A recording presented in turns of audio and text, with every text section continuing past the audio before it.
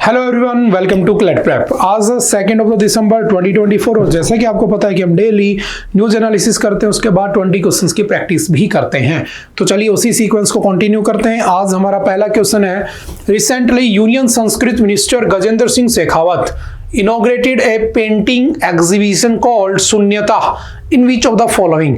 कहां पर आपसे पूछेगा शून्यता नाम का पेंटिंग एग्जीबिशन स्टार्ट किया गया, तो सिंपल याद रखना न्यू दिल्ली यानी Delhi, option number C is the right answer. याद रखना किसके टाइम पीरियड को पेंटिंग का गोल्डन एरा कहा जाता है।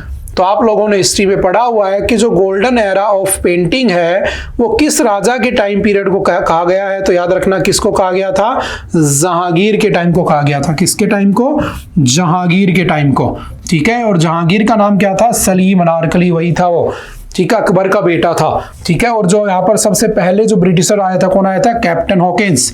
तो कैप्टन हॉकिंस की मुलाकात भी किससे हुई थी, तो याद रखना कैप्टन हॉकिंस की मुलाकात भी सबसे पहले 1608 में किससे हुई थी, 1608 में जहांगीर से।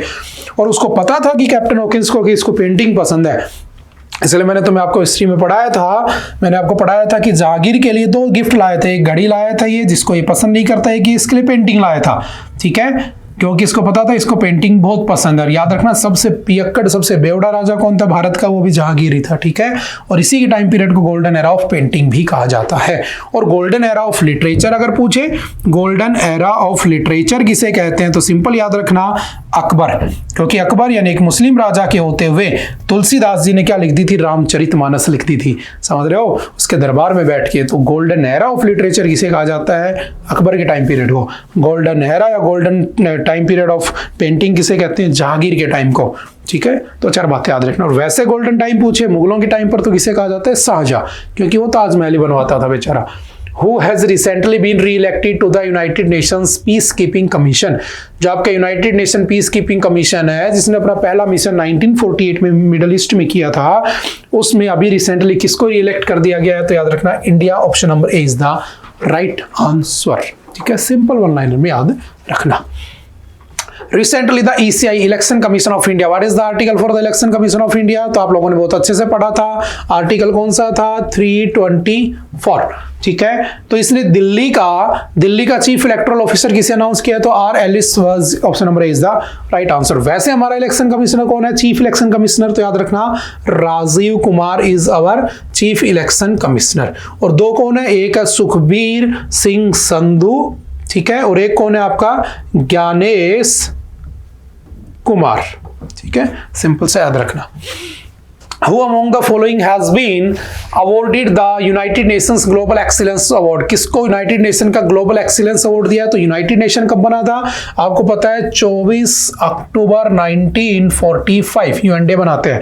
तो किसको दिया गया, तो Basant Goyal, option number is the right answer. Simple one liner में याद रखना। Who among the following has been awarded the 2024 Pfizer prize, किसको मिला है, तो सिंपल याद रखना Bihari Mukherjee, option number C is the right answer. Simple one liner. Where among the following has the 13th National Seed Conference started? कहां पर start हुई है 13th नेशनल सीड कॉन्फ्रेंस, तो सिंपल याद रखना आपकी Varanasi, option number B is the right answer. In which of the following the 2-day Mahabodhi Mahotsav, Mahabodhi Mahatma Buddha के लिए ना, गौतम बुद्ध के लिए, कहां पर स्टार्ट हुआ है, तो Madhya Pradesh, option number C is the right answer. Simple याद रखना। Which of the following has been declared as a participating state in the famous Hornbill Festival? तो कौन सा है, सिक्किम में होता है, option number B is the right answer, ठीक है। सबसे कम पॉपुलेशन भी सिक्किम में, याद रखना 6,20,000 according to 2011 census. Who won the women's singles title at the Syed Modi international tournament? तो वुमेन्स का टाइटल किसने जीता है, तो सिंपल याद रखना PV Sindhu, option number C is the right answer. अगर मेंस का पूछे तो मेंस का किसने जीता है, Lakshya Sen, option number A is the right answer, ठीक है। Who became the chairman of the International Cricket Council? जो आईसीसी है, जो कब बनी थी आईसीसी, याद रखना 1909, ठीक है। इसका नाम 1989 तक क्या था, आईसीसी था, ठीक है। उसके बाद से इसका नाम क्या हो गया, तो ICC. What is the difference between this and this, ये था इंपीरियल क्रिकेट काउंसिल, क्या था, इंपीरियल क्रिकेट काउंसिल। इसका नाम फिर क्या हो गया, तो इंपीरियल क्रिकेट काउंसिल से चेंज होकर इंटरनेशनल क्रिकेट काउंसिल हो गया, ठीक है। इसका चेयरमैन, इसका हेडक्वार्टर कहाँ पे है, तो याद रखना सऊदी अरब, ठीक है। और आपसे सॉरी दुबई, इसका हेडक्वार्टर कहाँ पे है, दुबई। आपसे पूछेगा इसका हेड कौन बन गया, तो जैसा बन गया, आप जानते हो जैसे कि, ठीक है। When was the border security force established? border security force कब एस्टेब्लिश हुई थी, तो सिंपल याद रखना 1 दिसंबर 1965 की लड़ाई के बाद हमें लगा कि हमारे पास बॉर्डर को सिक्योर करने के लिए फोर्स होनी चाहिए। दैट्स वाई वी स्टार्टेड या वी फॉर्म्ड BSF। और सबसे ओल्डेस्ट आर्मी कौन सी है, तो आसाम राइफल याद रखना 1839, ठीक है। Who has recently released Vikram Sampath's book Tipu Sultan the saga of the Mysore. देखो जो टीपू सुल्तान है ना, उनको मैसूर का शेर भी कहते हैं, लॉयन ऑफ द मैसूर, ठीक है।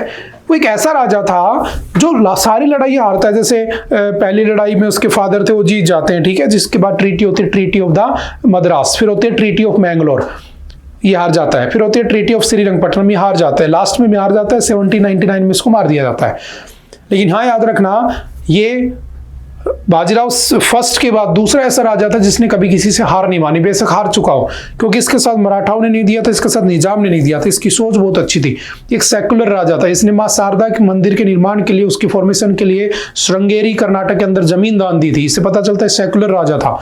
लेकिन हाँ, सर्कमस्टांसेस, कंडीशंस ऐसी थी कि नहीं जीत पाया, उसको मार दिया गया।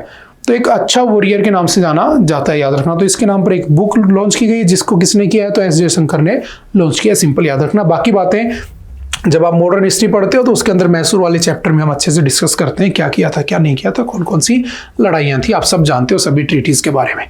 Who has recently shared the credit outreach program in the Bihar? Bihar में किसने इसको लॉन्च किया है, तो निर्मला सीतारमन जी, आप जानते होंगे, आप सभी प्याज भी खाते होंगे। नेक्स्ट है, recently the ministry of Panchayati Raj has approved 500 new panchayat घर। किसने 500 नए पंचायत घर स्टार्ट किए, तो सिंपल याद रखना Jammu and Kashmir. Option number A is the right answer, ठीक है। आत्मनिर्भर क्लीन प्लांट प्रोग्राम किसके लिए चलाया गया है, तो ये आपके हॉर्टिकल्चर के लिए चलाया गया। Option number C is the right answer, ठीक है। Which ministry has designated snake bite cases? जो सांप के काटने से डेथ होती है उसको एक नोटिफिएबल डिजीज के नाम दिया गया। तो किस स्टेट ने, किस मिनिस्ट्री ने कहा है, तो ministry of health and family welfare हो जाएगी, जेपी नड्डा वाली, ठीक है। इसमें कहा गया कि सांपों के काटने से जो डेथ होती है उसको एक नोटिफिएबल डिजीज माननी चाहिए कि बढ़ती हुई बीमारी है, इसको कैसे ठीक किया जाए, ठीक है। अब आप हर घर के अंदर एंटीडोट थोड़ी ना रख सकते हो कि सांप काटे तुरंत लगा ले, ठीक है। What kind of disease is handy-godu? What is handy-godu? handy-godu एक डिजीज है जिसके अंदर आपके शरीर के जो बोन है, जो जॉइंट है, वो खराब हो जाते हैं। आपके जो जॉइंट्स है, हिप जॉइंट हो गया, आपके घुटने हो गए, इनके अंदर दर्द होने लग जाता है। और ये एक अचानक से राइज हुई डिजीज है जो आपकी 1975 में नॉर्थ ईस्ट के अंदर एक गांव है हांडी-गोडू, उस हांडी-गोडू गांव से स्टार्ट हुई थी। कब? 1975 में। और जब से ये स्टार्ट हुई है इसने लगभग 1000 प्लस लोगों की जान ले ली है, ठीक है। तो इसको क्या किया गया कि इसको क्या करना चाहिए, इसको ठीक होना चाहिए। इसके लिए अभी तक कोई सॉल्यूशन है नहीं, होती क्यों है पता नहीं। वहां के लोगों के जो हड्डियां होती है वो अपने आप डिफॉर्म होना शुरू हो जाती हैं और भयंकर पेन के चलते उनकी डेथ हो जाती है। तो आपसे पूछेगा रिसेंटली हांडी-गोडू न्यूज में था, क्या था हांडी-गोडू, तो ये डिजीज है, हड्डियों की है। कब स्टार्ट हुई थी? 75 में। कहां से स्टार्ट हुई थी? नॉर्थ ईस्ट में, हांडी-गोडू नाम के गांव से। High energy stereoscopic system observatory कहां पर है, जो आपकी हाई एनर्जी स्टीरियोस्कोपिक सिस्टम है, तो ये नामीबिया में लोकेटेड, जो अभी न्यूज में देखा गया था, ठीक है। सिंपल सा वन लाइनर में याद रखना, साइंस एंड टेक में। What is the target year of ending AIDS as a public health threat by 2030 set up by the United Nations? तो टारगेट ईयर कौन सा है, तो याद रखना 2030। Option number C is the right answer. Basically यहाँ पर भी गलती से आंसर लिखा हुआ था, चलो कोई बात नहीं, आपको याद होने से मतलब है, याद हो गया, खत्म। ओके, आई थिंक आज के लिए इतना ही था। आई होप कि आपको बातें समझ में आई होंगी। तब ओके, मिलते हैं दोबारा से next time. Okay, bye bye, thank you, have a nice day.